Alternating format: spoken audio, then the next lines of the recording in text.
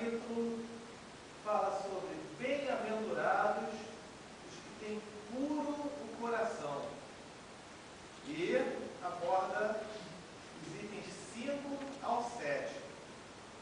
5 ao 7 ele fala pecado por pensamento e adultério. Antigamente, né, até o nosso conhecimento, poxa, se eu errar, eu estou pecando, mas se eu pensar em errar, eu também estou. Caramba, é um pouquinho mais complicado, né? Se eu pensar agora, eu não posso mais nem pensar. Não é que não possa pensar. Pensar a gente pode, mas devemos vigiar. Então, vamos tentar entender um pouquinho melhor isso, tá? Pecados por pensamentos e adultério. Vamos ver o que vem a ser isso. Nós sabemos que uma das primeiras psicografias, se não tivesse sido a primeira, foi a de Moisés, os 10 mandamentos. E a gente, quando fala em adultério, a gente pensa, adultério é que está pensando, está desejando a mulher do próximo, ou o marido do próximo, ou o namorado, e assim vai, não é? A gente pensa que adultério e o desejar a mulher do próximo, vamos partir desse princípio, seja uma mesma coisa. Bom, nos 10 mandamentos, um mandamento fala assim: não adulterarás. Ponto. Um dos mandamentos. Não adulterarás. No Antigo Testamento, está em Êxodo 20. Não adulterarás. E tem um outro que diz assim: não cobiçarás a mulher do próximo. Ora, se fosse a mesma coisa, então seriam 9 mandamentos, não seriam 10. Porque num está escrito: não adulterarás, não cometerás adultério. E no outro: não desejarás a mulher do próximo. Olha só, o desejar, pensar, né? Tem uns engraçadinhos que pensam assim: não desejar a mulher do próximo quando o próximo estiver próximo. Não, né? Aí complica mais ainda, né? Espera aí. Aí a coisa vai ficar mais embolada. Vamos ver então o que temos para entender melhor por aí, tá? O item 5. Eu posso te pedir uma participação? Nessa parte do Evangelho, quando a gente estiver aqui nesses itens, você pode fazer a leitura para mim? Item 5. O item 5, nesse momento. Vamos ver o item 5. Aprendestes que foi dito aos antigos: não cometereis adultério. Eu, porém, vos digo que aquele que houver olhado uma mulher com mau desejo para com ela, já em seu coração cometeu adultério com ela. São Mateus, capítulo 5, versículos 27 a 28. Vamos lá. Só de olhar. Meu Deus do céu. Então tem que andar assim. Tem gente aí que vai ter que ficar, né? Não vai poder nem sair de casa. Nem ligar a TV. Eu no carnaval, eu soube de uma historinha de um conhecido meu, que ele falou que estava vendo no carnaval, né? Na televisão 3D, os carros alegóricos em 3D, né? O pessoal desfilando em 3D, né? Aquelas rainhas da bateria em 3D, quando ele levou um tapa em 4D da esposa dele, né? Foi assim uma coisa, foi ali, foram 4D ali, né? Então, nem olhar. O que ele está querendo dizer com isso? Em primeiro lugar, a gente tem que encontrar a definição de algumas palavras, né? Nós tomamos o cuidado de procurar no dicionário de filosofia espírita, no livro Espiritismo de A a Z, definição para algumas palavras: pecado, pecado original, cobiçar, adultério, pensamento. O que vem a ser isso? Vamos ver o que vem a ser isso. Então, pecado. Eu queria a participação de vocês. Alguém pode me ajudar a definir o que vem a ser pecado? No conhecimento que nós temos, pecado. O que é pecado? Alguém me diria? Alguém arriscaria um palpite? Pecado seria fazer qualquer coisa errada que afetasse a moral, né? Que afetasse a moral. Uma coisa errada que afetasse a moral. Alguém tem mais uma dica? Se apoderar de coisas que não te pertencem. Apoderar de coisas que não pertencem. Isso talvez seja fica mais na definição de cobiça, né? Não do pecado, mas a definição para cobiça ela está bem por aí. O que mais? Alguém tem mais uma dica? Ninguém? A Júlia, pipoca, que está ali, diz o que é o pecado? Fazer ou pensar uma coisa errada. Fazer ou pensar uma coisa errada. Muito bem. Quero agradecer a participação, a gente poder interagir bem. Bom, segundo o dicionário de filosofia espírita, pecado é todo e qualquer pensamento ou ato indigno.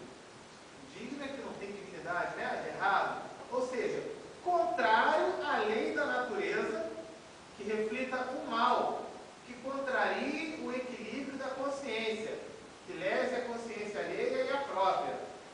Nossa, né? Ou seja, é qualquer coisa errada, basicamente, que foi dito, né, por vocês. Manuel Filomeno de Miranda, num livro chamado Loucura e Obsessão, ele fala que pecado é a forma ampla e mais completa, como sendo desrespeito à ordem, atentando à vida e desequilíbrio moral íntimo. Porque muitas vezes nós achamos, essa definição é bem interessante, porque muitas vezes nós achamos que o pecado é se eu estiver prejudicando alguém, se eu estiver prejudicando ao outro, ou se de repente eu até me prejudiquei um pouquinho, mas não estou ligando. Então vem essa colocação. Desequilíbrio moral íntimo. Ele acha que está tudo bem. De repente ele não tem nem consciência de que fez uma bobagem, mas causou um desequilíbrio moral íntimo àquela pessoa. Opa, caiu aqui. Vamos lá. Papelzinho voador. Deixa eu achar aqui, que eu me perdi um pouquinho. Vamos lá. Então, são duas definições que nós temos para o pecado. Pecado original. Às vezes se fala, mas todo mundo já nasce com um pecado original. Meu Deus, né? Você já nasce condenado, é isso? Porque nascer com um pecado original significa o quê? Se pecado é porque você errou, então você já nasce errado, é isso? Meu Deus do céu. Eu vou ter um sobrinho, né? Vai nascer daqui a alguns meses, em dezembro. Então ele já vai nascer errado. Olha, seja bem-vindo ao mundo, você já está errado. É isso? Acho que não, né? Acho que seria muito radicalismo de nossa parte. Então, o que vier a ser pecado original? Ele coloca assim, como podem, no Livro dos Espíritos, pergunta 122. Livro dos Espíritos, pergunta 122. Como podem os espíritos, em sua origem, quando ainda não têm a consciência de si mesmo, se ele não tem nem a consciência de si mesmo, como é que ele está pecando? Ter a liberdade de escolher entre o bem e o mal. Há neles um princípio, uma tendência qualquer, que os leve mais para um lado do que para o outro? Então vem a resposta dos espíritos. O livre-arbítrio se desenvolve à medida que o espírito adquire consciência de si mesmo. Não haveria liberdade se a escolha fosse provocada por uma causa estranha à vontade do espírito. A causa não está dele, mas no exterior, nas influências que ele cede em virtude de sua espontânea vontade. Sua espontânea vontade. Então, e ela criancinha nasceu e cresceu, e aí começou a cometer os pecados, os erros, né? Por que ela tem um pecado original? Porque ela, com seu livre-arbítrio, resolveu já fazer aquilo. É importante que a gente tenha essa consciência, tá? Então, a gente comenta aqui o seguinte, cada vez que reencarnamos, nós temos sim, temos débitos para resgatarmos, temos resgates, não é isso? Temos objetivos que já são planejados lá no plano espiritual. Mas o pecado original, não. A gente chega aqui no 0 a 0. Estamos aqui no 0 a 0. Diga lá, cara. Eu já comentei, acho que aqui, eu trabalhei num órgão público lá embaixo na cidade, onde todos eram evangélicos. Um dia me perguntaram Qual é a tua igreja? A denominação da igreja é sempre, eu sou espírita, sempre espírita. E disse, e este grupo, ou pelo menos uma parte desse grupo, se manifestou da seguinte forma, tem a ver com o tema, para eles a reprodução era um pecado. E eu disse, inclusive para um deles, que é pastor, disse, não faça uma coisa. Você estaria condenando Deus, porque Deus fez uma coisa imperfeita. Deus nos fez homem e mulher, macho e fêmea, para que reproduzíssemos. A imoralidade não está na reprodução do ato sexual para a reprodução do casal. Está no uso do ato sexual para outros fins ou de formas, usei a palavra que na época não me recordo agora, de forma ilícita, vamos dizer assim, seria o adultério. Exatamente. Então, eles calaram e ficaram me olhando. Ninguém contestou. Pelo menos saibam que o Espírita lançou uma sementinha dentro de um grupo de vários evangélicos, viu? Porque ninguém se manifestou lá e ficaram pensando. Isso é perfeito. Então, como a gente estava colocando, estamos no 0 a 0. Eu cito um exemplo do nosso dia a dia, tá? Esse final de semana começou o campeonato de futebol, né? O campeonato brasileiro. Algum time começou o campeonato já com menos 5 pontos, devendo alguma coisa? Não. Todos os times começaram com 0 pontos. Chances iguais. Agora, então o pecado original, a gente entende dessa maneira. A chance é igual, todo mundo está zerado. Agora, a bagagem que vem de outras vidas, de outras encarnações, é que de repente, a gente olhando os participantes daquele campeonato de futebol, a gente diga assim, esse time aqui é um candidato a ser campeão. Esse outro aqui é um candidato a ser rebaixado. Esse aqui vai ficar ali no meio da tabela. Mas ninguém pode nos afirmar que isso vai acontecer. Vai depender do desenvolvimento de cada um. Ok? Então, eu acho que dá para a gente associar, assimilar por aí. Né? Quase ninguém gosta de futebol nesse país. Eu acho que, de repente, para a gente dar esse exemplo para as pessoas, eu acho que é bem pertinente. Bom, então falamos de pecado original. Cobiça, aquilo que ele tinha dito. Desejo imoderado e inconfessado de possuir o que geralmente não se merece.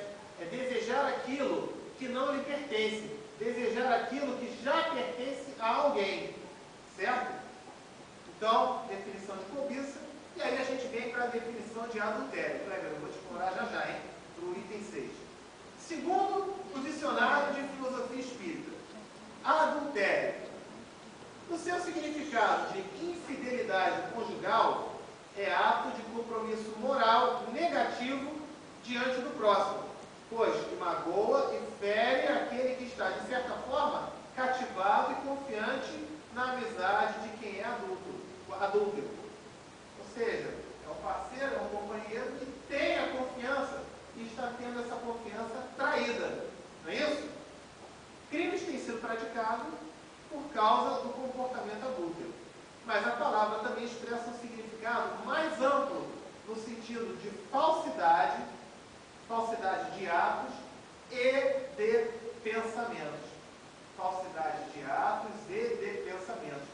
Observemos que a todo momento se fala sobre adultério, sobre pecado, que está embutido aí o pensamento.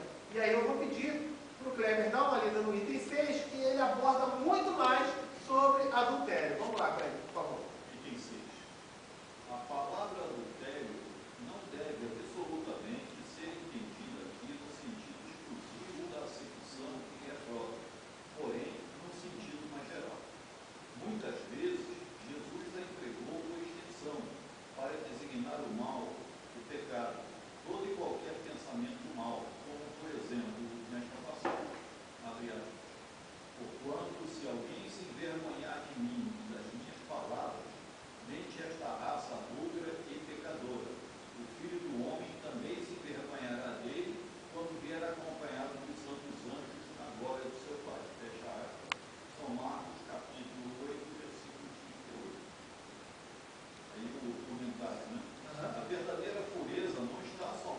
dos atos, está também no pensamento, porquanto aquele que tem puro coração nem sequer pensa no mal.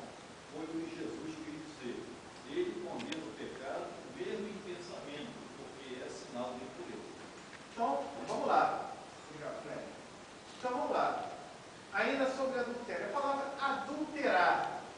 É muito comum no nosso dia a dia ouvirmos a palavra assim, aquele posto de gasolina, ele está com a gasolina adulterada. Vem a palavra adultério. Adulterar é o quê? Corromper-se, estragar-se. Então, ele coloca que adultério está longe de significar apenas você se corromper ou se estragar no sentido do relacionamento, do casamento.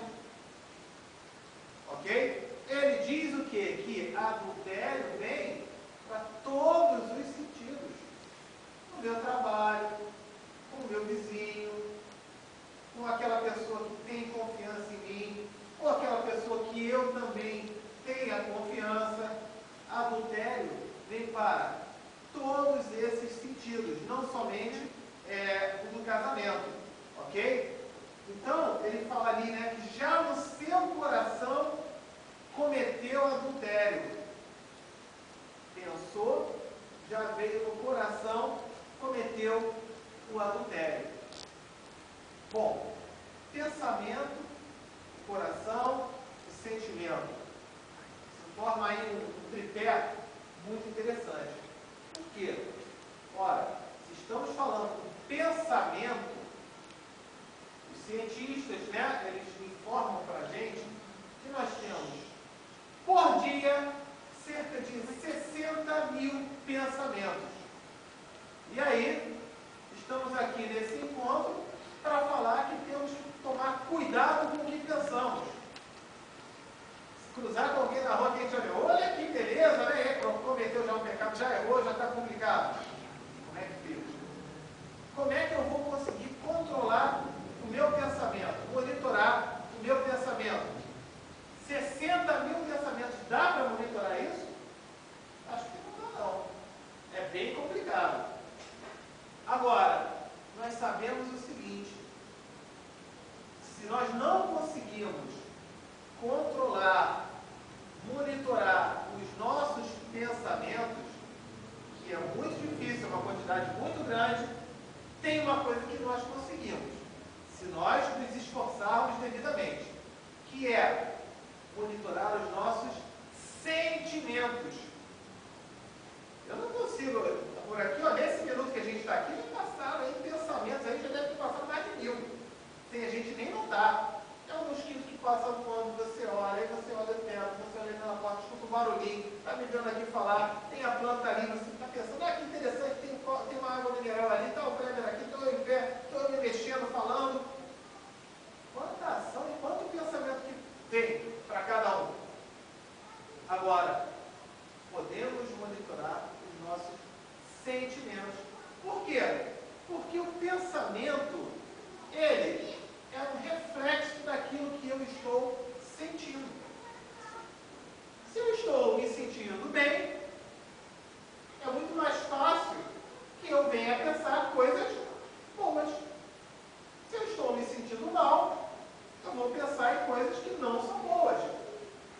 Se eu estou querendo ficar com uma dor de barriga, eu vou ficar pensando em remédio, eu vou ficar pensando em um monte de outras coisas. Então, devemos o quê? Procurar monitorar nossos sentimentos. Isso já é um pouquinho mais fácil. Mas e na hora que eu estou muito nervoso, muito estourado, de cabeça quente? Já me perguntaram isso, a resposta foi: se você mesmo está me dizendo que está nervoso, estourado, de cabeça quente, você já sabe o seu sentimento. O que você faz? Cuida, se isola um pouquinho, pede tempo, como no vôlei, que você pede tempo ali, um minutinho, para se reequilibrar. Está nervoso, está estourado, você vai ter igual a metralhadora disparando para todo mundo que está perto de você, complica. Então, monitorando o nosso sentimento, nós conseguimos melhorar o controle dos nossos pensamentos. E aí, esse sentimento, esse pensamento, as ações realmente vão ter efeito se forem feitas pelo nosso coração. Quem assiste a novela das seis, acho que alguns aqui devem ter visto a novela das seis, que tem o Barão, que na verdade não é Barão, que é Carlos, mas que não é Carlos e que é Rodrigo. Né? É bem fácil de entender. O cara é Barão, mas é Carlos que virou Rodrigo. E aí veio para o Rio de Janeiro e a mãe desencarnou e tem a tia, que está interessada só na herança. Mas ela tem feito muita coisa boa.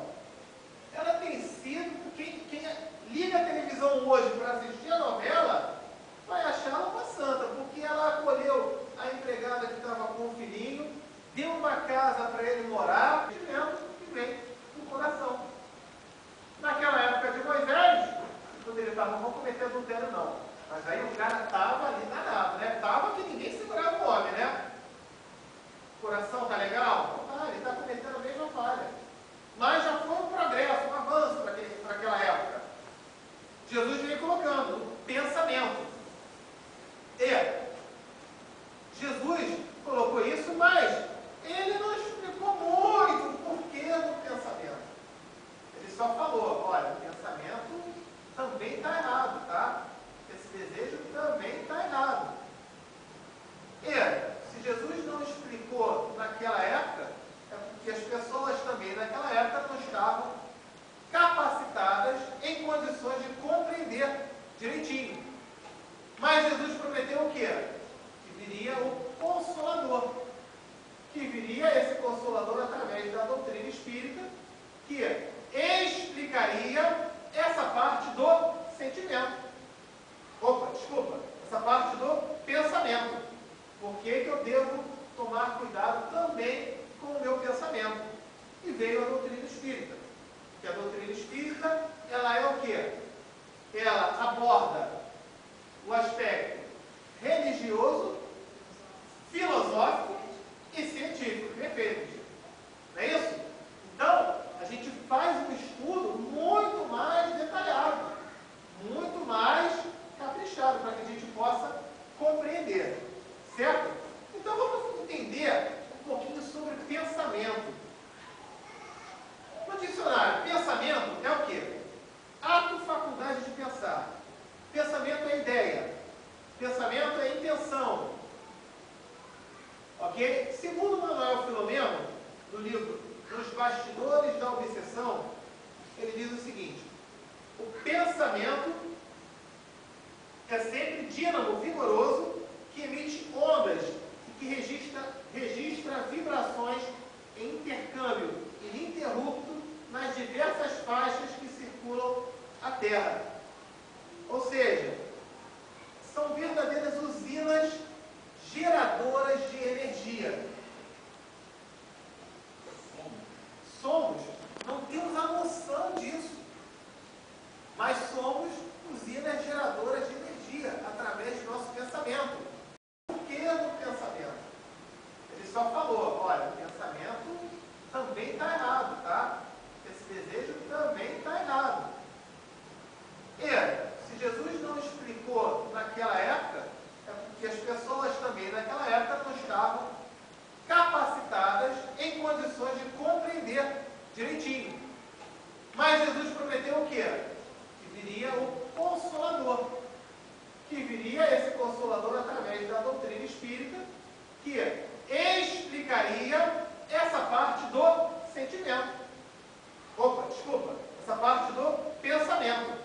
Por que eu devo tomar cuidado também com o meu pensamento? E veio a doutrina espírita. Que a doutrina espírita, ela é o quê? Ela aborda o aspecto religioso, filosófico e científico. Perfeito. Não é isso?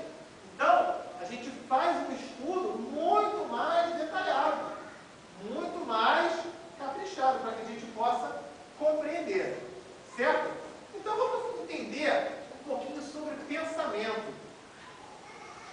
No dicionário, pensamento é o quê? Ato, faculdade de pensar. Pensamento é ideia. Pensamento é intenção.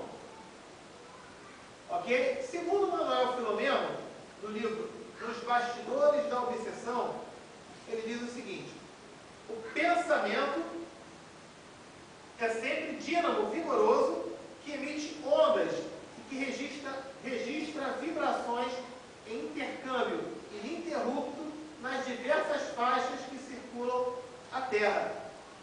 Ou seja, são verdadeiras usinas geradoras de energia. Somos, não temos a noção disso, mas somos usinas geradoras de energia através do nosso pensamento. Já foi comprovado por estudos de cientistas, que não tem nada a ver com religião, que o pensamento ele tem uma velocidade maior do que a da luz. A da luz a velocidade da luz é de 300 mil quilômetros por segundo.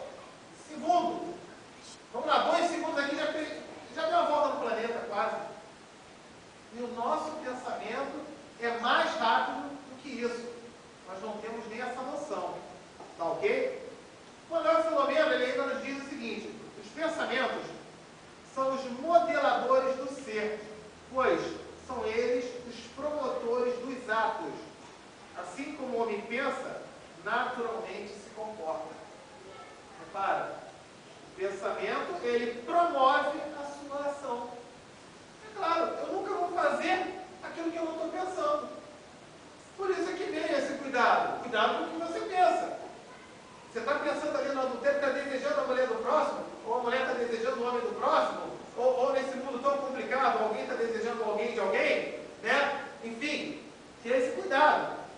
Por quê? É através desse pensamento, é o primeiro passo para a ação. Então devemos ter muita atenção com relação a isso. Diga. No livro de Gênesis ainda tem uma outra coisa que fala que nós encarnados nos comunicamos pelas palavras. E nós desencarnados nos comunicamos pelo pensamento. Então, o nosso amadurecimento é maior, porque o espírito se comunicando pelo pensamento, o que acontece? Os espíritos desencarnados que estão ao nosso redor, eles leem e sabem que nós estamos pensando. Então, no momento que eu estou aqui pensando nesses 600 mil que você falou. Ela não sabe, quem está querendo, ela não sabe, mas aqueles companheiros que estão aqui, estão conectados com o meu pensamento e estão em sintonia com ele. Então, nós estamos sintonizados pelo pensamento, o que é muito mais velho. Porque é o que atrai para nós através do pensamento. Então, a sintonia que traz para nós, então, isso é uma coisa mais séria. Exatamente. É muito importante a gente ter esse cuidado. A gente fazer o estudo assim é muito mais gostoso, com a participação da Cristina, do Kleber, né, do pessoal que contribui, é muito melhor, porque dá e enriquece, né, o estudo. Te agradeço muito, Cristina. E vamos, todo mundo podendo participar aí, tá bom? Então, vimos isso sobre o pensamento. Repare que se um irmão árabe desencarna, alguém no Brasil pode psicografar uma mensagem dele. E não vem em árabe, porque ele transmite pelo pensamento, exatamente o que a Cristina falou. Vem através do nosso pensamento. Por isso nós temos que ter esse cuidado. E a sintonia. O que vem a ser sintonia e afinidade? Eu vou aproveitar para fugir um pouquinho daqui. Sintonia e afinidade. Nem sempre aquilo que sintonizamos está de acordo com a nossa afinidade. Eu posso pegar um rádio, botei lá naquela rádio um rock pauleira daquele bravo. Caramba, e aí travou, emperrou o botão. Ah, meu Deus do céu, como é que eu tiro disso? E eu estou tentando tirar, e tá aquilo ali. Daqui a pouco o pessoal que está passando na rua ouvindo aquilo, então os caras, tudo no meu tempo era aqueles caras cabeludos que ficavam só fazendo assim, né? Então eu estou os caras tudo assim, eu tentando tirar aquilo ali. Eu não tenho sintonia com aquilo. Mas os cabeludos lá estão tudo, né? Meu Deus do céu, acho que agora são careca, não sei como é que é hoje em dia, né? Mas antigamente eram os cabeludos que ficavam daquele jeito. Botei na sintonia deles.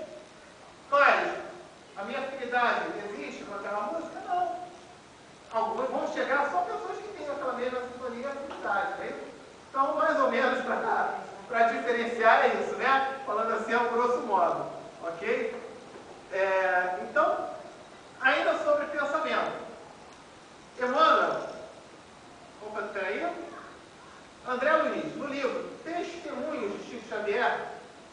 pensamento é força criadora.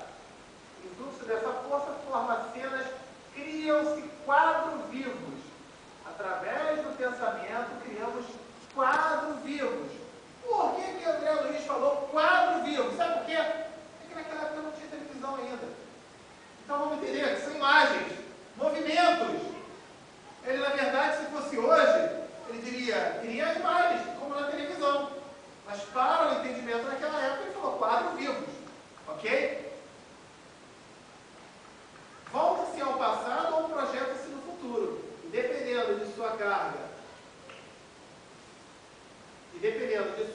são emitidas vibrações positivas ou negativas, boas ou más. Segundo Emmanuel, livro Fonte Viva, pensamento é fermentação espiritual. Estabelece atitudes que geram hábitos e depois governa expressões e palavras através das quais a individualidade influencia na vida e no mundo. Ou seja, tudo começa no pensamento. Pensamento é o ponto de partida. Então, se dentro do nosso tema de estudo, no adultério, eu estou pensando, eu já estou dando o pontapé inicial. Desculpa, eu já estou dando o pontapé inicial. Por isso devemos ter esse cuidado. E ele coloca assim, influência na vida e no mundo. Mas como assim influência na vida e no mundo? Como é que o meu pensamento pode influenciar o mundo? Pode influenciar a vida? O que eu quero dizer com isso? Então vamos lá, um pouquinho sobre essa usina geradora que o Kleber falou. O pensamento, ele é capaz de curar. Ele é capaz de fazer você desencarnar. Vou citar dois exemplos. Pelo pensamento. Tá? Muitos já devem ter ouvido falar uma palavra chamada placebo. Placebo é o seguinte. A pessoa está lá no hospital, está doente, não melhora nunca, não tem jeito. E aí a pessoa vendo que não tem como. Ele pega um tic-tac. Pega um tic-tac. Uma pílula de maisena, né? E fala assim, olha, toma esse comprimido que ele é maravilhoso. Vai resolver teu problema. E aí ele toma a pílula de maisena. Ele toma, mas o pensamento dele é tão forte, que ele acredita tanto naquilo, que ele melhora. Provavelmente, vários de vocês conhecem algum caso, né? Tem uma história de Chico Xavier, que uma senhora pede dinheiro para comprar um remédio dele, ele fala para ela picar. Picar o papelzinho, né? E ela acabou, que ela pica e faz um papel receita. Exatamente. É interessante, né? Diga. Ele fez o Guaratinguetá, também as pílulas dele, ele arrumou esse papel. Isso, exatamente. Tem curado muita gente. Exatamente. Então, veja a força que o pensamento tem. Nós não temos essa noção. Atualmente, esse filho do Pedro, né? Sim. Filho Do cantor, né? cantor. Você vê o pensamento do pai aí, ele ontem já falou, né? Que o pensamento aí, o pai de todo mundo olhando, o pai, torço por você, você vai ficar bom, chega ali, já falou. Com certeza, né? Vai conseguindo o objetivo. E o pensamento, tanto para o bem quanto para o mal. Existe um experimento que foi feito nos Estados Unidos, onde lá existe a condenação, né?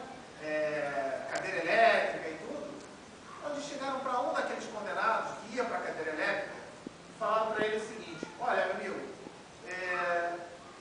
nós aqui queremos te dar uma chance, tá? Ao invés de você ir para a cadeira elétrica, que não tem jeito, né? Mesmo que falte luz, ele tem um gerador de energia, ou seja, não tem jeito, tá? Você vai ficar numa maca onde vamos cortar o seu pulso. E o sangue vai correr ali, até acabar. Mas existe uma chance. Se o seu sangue vier a coagular, ele cria uma barreira, não vai passar o sangue e você vai ficar vivo. E aí você terá sua liberdade. Aceita? Ele falou, aceito. Deitaram ele, fizeram um corte fictício. Não cortaram ele não, Cristina. Fizeram um corte fictício.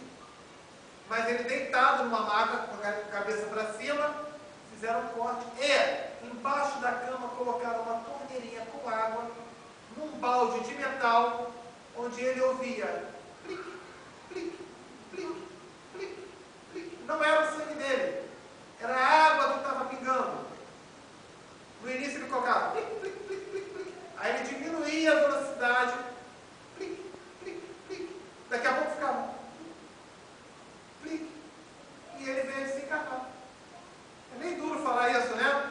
Mas é para que a gente possa ter a noção do pensamento que ele faz. Ele não sofreu nenhum corte, mas o pensamento dele foi capaz de levá-lo a essa situação.